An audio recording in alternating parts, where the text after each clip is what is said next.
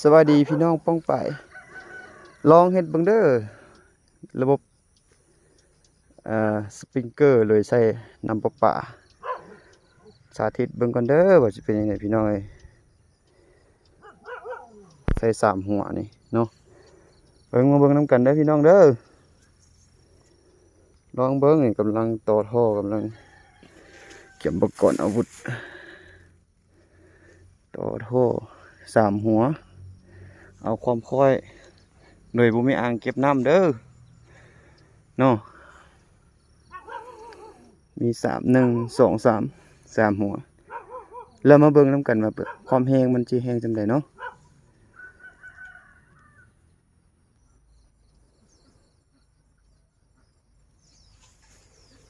เบิ่งกันเด้อพี่น้องเด้อเบิ่งวิธีเฮ็ดกันเด้อ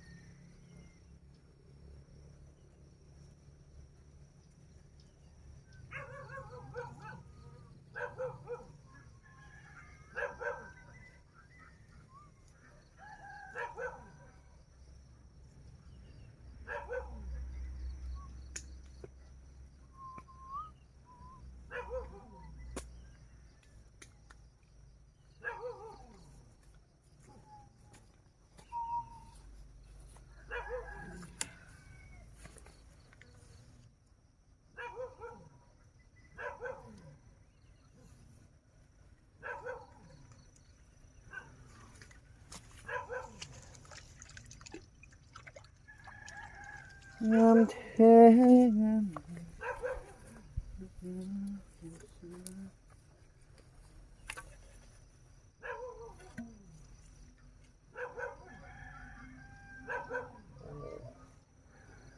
จะไปเข้าเนาะ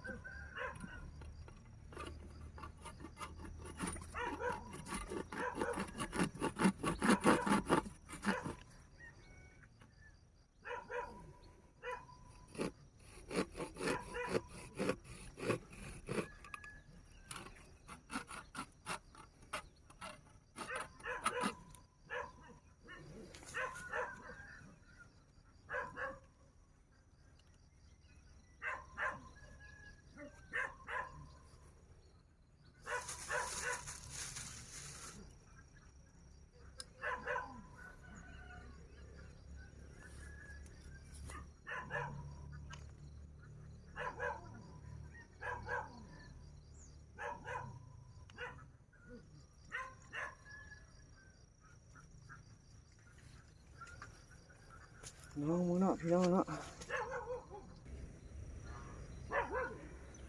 ลองเปิดน้ำเด้ออุ่นหอดอุ่นเอาลงมาพี่นี่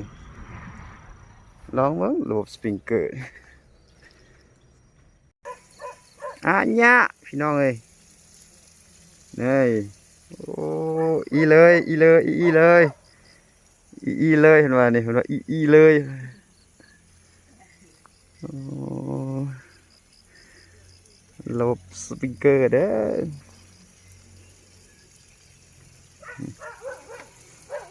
อ3 หัว